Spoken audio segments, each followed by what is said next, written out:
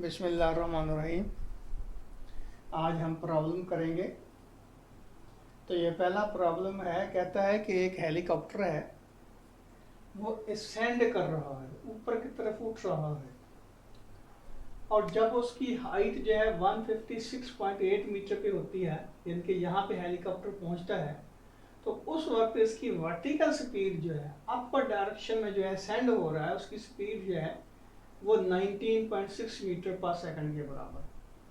और कहता है कि यहाँ पे जो हेलीकॉप्टर के अंदर पत्थर पड़ा हुआ था उसको ड्रॉप किया गया। तो कहता है कि पत्थर जो है यहाँ से यहाँ तक ग्राउंड पर पहुँचने में कितना वक्त लगाएगा। तो डेफिनेटली ये बात ध्यान में रखें कि जब हेलीकॉप्टर जो है अपवर्ड डायरेक्शन में जा रहा होगा, तो जिस वेलोसिटी के साथ हेलीकॉप्टर असेंड कर रहा है, उसी वेलोसिटी के साथ पत्थर भी ऊपर की तरफ जा रहा है। इसका मतलब ये होगा कि जब पत्थर को ड्रॉप किया जाएगा तो वो डायरेक्ट नीचे नहीं आएगा, बल्कि अपने इनर्शिया की वजह से पहले ऊपर जाएगा और फिर नीचे आएगा। इसलिए ये इसका जो पाथ बनता है पत्थर का, स्टोन का, वो कुछ यूं बनेगा ऐसे। अब आपसे ये पूछा गया है कि यहाँ से लेकर यहाँ तक स्टोन कितना टाइम लगाएगा पहुँचने में, यहाँ तक पहुँचने में।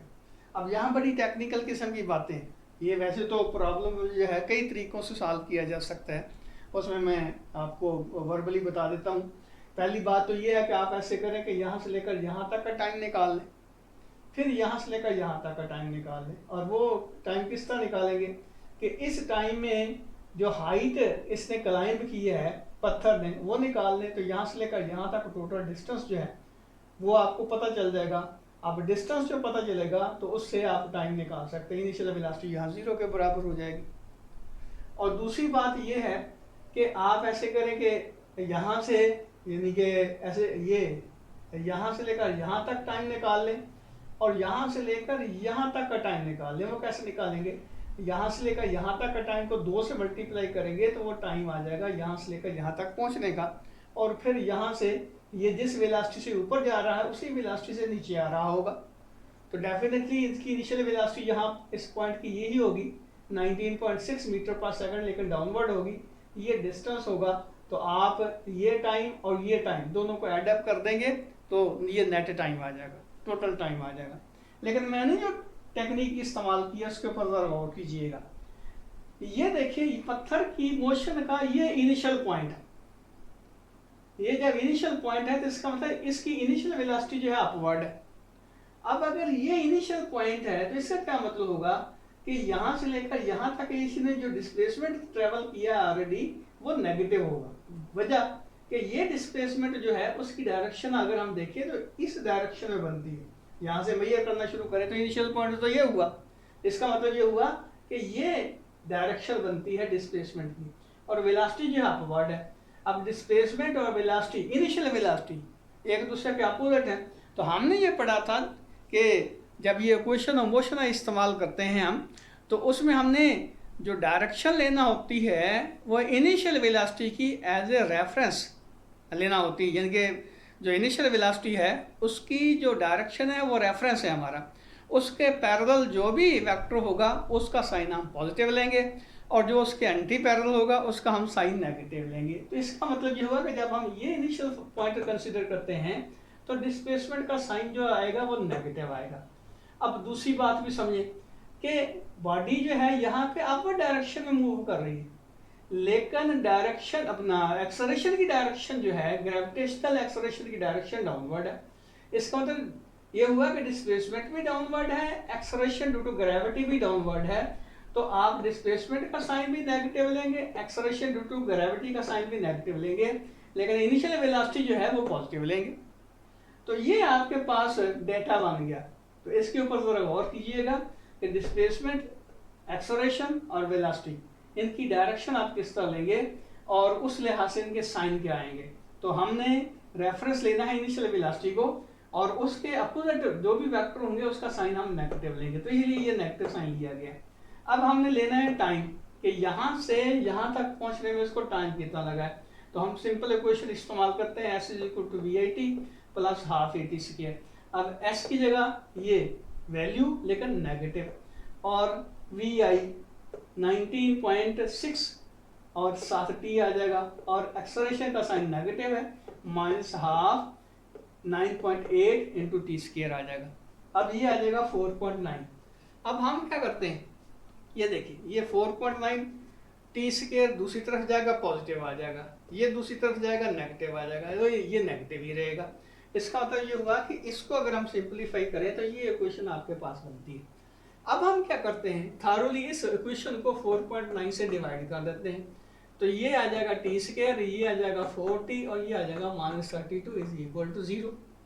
अब सिंपल बात, इसके जो वो फैक्टर बनाते हैं कि ये टी स्क्वायर -4t -32, आपको पता है कि इसके दो फैक्टर ऐसे बनाएंगे कि जब उनको ऐड अप करेंगे तो आंसर जो है 4 है, जब उनको मल्टीप्लाई करेंगे तो आंसर जो है -32 है। तो ये इसके जो दो फैक्टर बनते हैं वो 8t प्लस 4t है, -8t प्लस 4t। तो ये इसको सम अप करेंगे तो ये आ जाएगा, इनको मल्टीप्लाई करेंगे तो ये आ जाएगा। अब इसमें से t निकालें कॉमन, तो t -8 आ गया, इसमें से 4 कॉमन निकालें, t -8 आ गया। अब इसमें से t -8 कॉमन निकालें तो बाकी क्या बचेगा, t प्लस 4। तो ये इन दोनों का प्रोडक्ट जो है वो 0 के बराबर है। डेफिनेटली इन दोनों का प्रोडक्ट तब 0 के बराबर होगा, एटलीस्ट इनमें से कोई एक फैक्टर जो है 0 के बराबर होना चाहिए। तो हम कहते हैं कि या तो t -8 0 है या t प्लस 4 0 है। और अगर t -8 0 है तो टाइम आता है 8 सेकेंड, अगर t प्लस 4 0 है तो t आता है -4 सेकेंड। आपको पता है कि टाइम जो है वो नेगेटिव नहीं हो सकता, इसलिए ये जो है फैक्टर पॉसिबल नहीं है। तो हम कहते हैं कि टाइम जो होगा वो 8 सेकंड, यानी कि 8 सेकंड टाइम लगेगा यहाँ से इसको यहाँ तक पहुँचने में।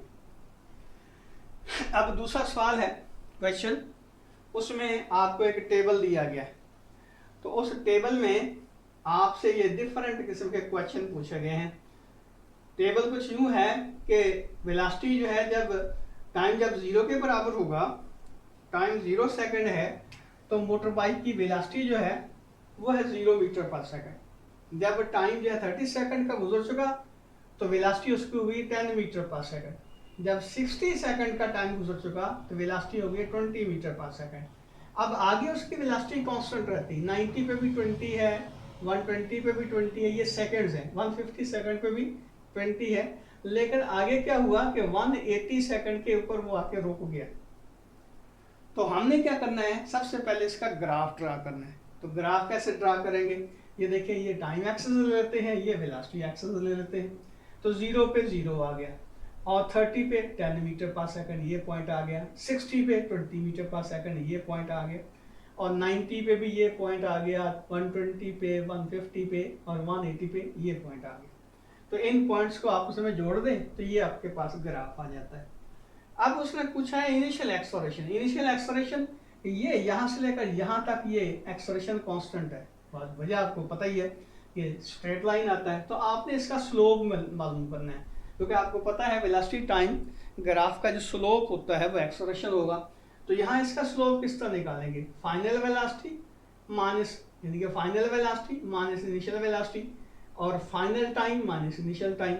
तो ये देखें फाइनल वेलोसिटी है यहाँ 20, ये इस ड्यूरेशन के लिए, तो इनिशियल वेलोसिटी 0, तो 20 माइनस 0, तो ये नीचे क्या आ जाएगा 60 माइनस 0, TF माइनस TI, तो ये आ जाएगा 0.33 मीटर पर सेकंड स्क्वायर। इसको सॉल्व करें तो इसी तरह इस इंटरवल का एक्सेलरेशन जो है वो फाइनल एक्सेलरेशन होगा। अब यहाँ देखिए फाइनल वेलोसिटी 0 है, ये वेलोसिटी 0 होगी, और इनिशियल वेलोसिटी 20, यदि इस टाइम पे 20 मीटर पर सेकंड थी, और फाइनल टाइम 180 सेकंड का है, इनिशियल टाइम जो है 150 सेकंड का है। तो ये आ जाएगा -20/30, तो ये -0.66 मीटर पर सेकंड स्क्वायर, इसका फाइनल एक्सेलरेशन आ जाएगा। अब तीसरी बात जो पूछी गई है कि उसने मोटरसाइकिलिस्ट ने इस ड्यूरेशन में डिस्टेंस कितना ट्रैवल किया। तो हमें ये पता है कि वेलोसिटी टाइम ग्राफ के नीचे जो एरिया आता है वो एक्चुअली डिस्टेंस ट्रैवल्ड के बराबर होता है। तो हम एरिया किस तरह निकालेंगे, ये देखें ये एक राइट एंगल ट्राइंगल बनती है, ये दूसरी राइट एंगल ट्राइंगल बनती है, और ये रेक्टेंगल बनती है। अब तीनों का एरिया जो है हम अलग-अलग निकाल लेते हैं। अब A1 किसके बराबर होगा, आपको पता है ट्राइंगल, राइट एंगल ट्राइंगल का जो एरिया होता है half into base into perpendicular. तो हाफ इंटू बेस है 60 और परपेंडिकुलर है 20, तो इसको सॉल्व करेंगे तो ये 600 मीटर आ जाता है। इसी तरह ये रेक्टेंगल है, इसका एरिया क्या होगा, लेंथ और विड्थ। अब इसको 150 माइनस 60, ये लेंथ आ गई और विड्थ कितनी आ गई है 20, तो 150 माइनस 60 मल्टीप्लाई बाई 20, तो ये 1800 मीटर आ जाता है। तो ये इसका एरिया आ गया 1800 और ये डिस्टेंस बेसिकली होगा 1800 मीटर होगा। अब इसी तरह ये जो ट्राइंगल है इसका area half into base into perpendicular, तो ये 180 माइनस 150 ये वाला बेस बनता है और परपेंडिकुलर उसी तरह 20 बनता है। तो ये आपके पास एरिया ये 3 जो है वो 300 मीटर आ गया। अब टोटल डिस्टेंस किस तरह निकालेंगे, टोटल एरिया बेसिकली हम निकाल लेते हैं, तो बनता है 2700 मीटर या कह सकते हैं कि 2.7 किलोमीटर। तो ये डिस्टेंस जो है वो area under the velocity time graph के बराबर होता है, तो वो एरिया बनता है 2.7 किलोमीटर। ये एरिया मीन, ये एरिया मीटर स्क्वायर नहीं होगा, याद रखें। इधर जो है ये टाइम आता है और इधर मीटर पर सेकंड आता है।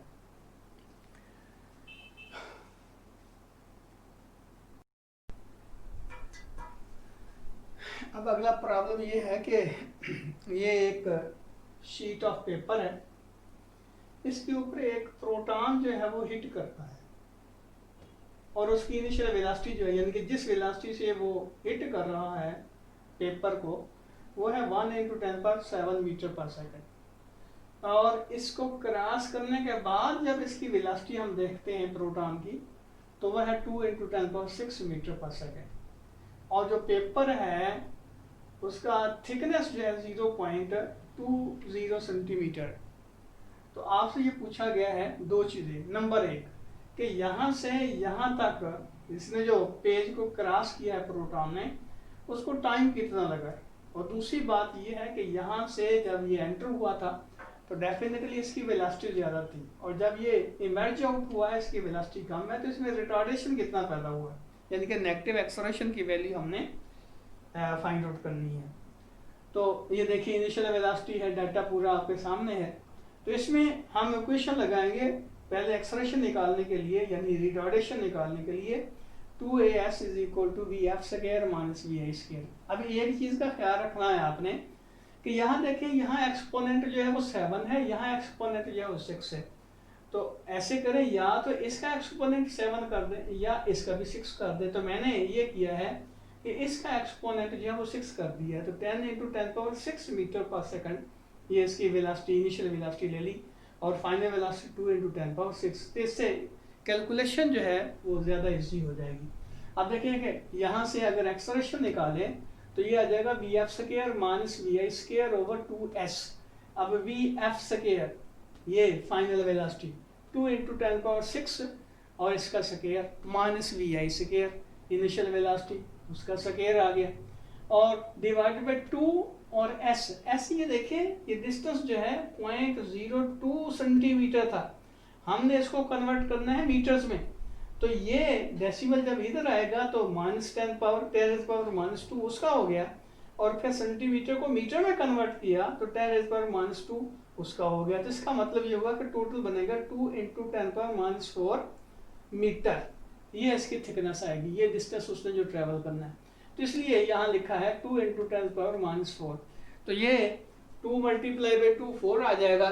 तो ये ऊपर देखें, इसमें से और इसमें से ये 10⁻12 जो है कॉमन निकलता है, और इसका स्केयर लेंगे तो 4 आ जाएगा, इसका स्केयर लेंगे तो 10 आ जाएगा, तो 100 आ जाएगा। तो 4 - 100 × 10⁻12 आ जाएगा। तो नीचे आ जाएगा 4 × 10⁻⁴।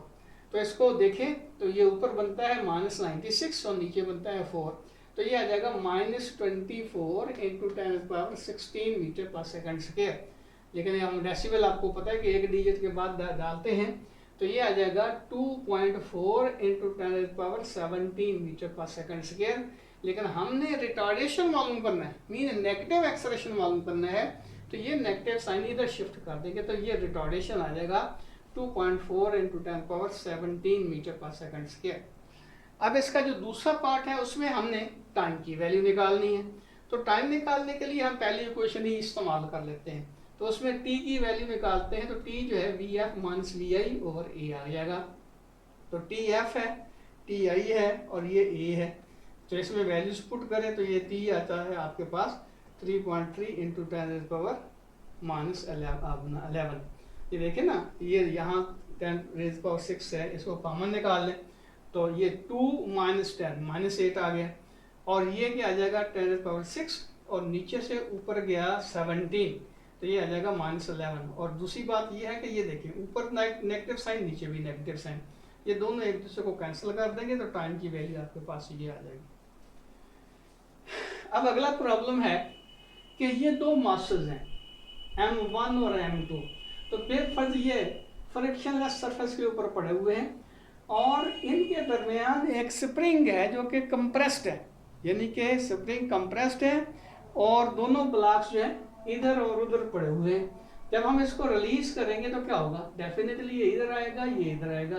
तो हम इनकी वेलोसिटीज की वैल्यू जो है उसकी रेशियो जो निकालना चाहते हैं, तो किस तरह निकालेंगे, हम यहाँ law of conservation of momentum निकालते हैं। अब देखिए इनिशियल सिस्टम जो है वो ये था, उसकी कंडीशन फाइनली ये थी, तो इनिशियल मोमेंटम किसके बराबर होगा, इसकी वेलोसिटी भी 0, इसकी वेलोसिटी भी 0, तो m1 0 प्लस m2 0 और फाइनल वेलोसिटी इसकी v1 है, इसकी v2 है, तो m1 v1 plus m2 v2 आ जाएगा।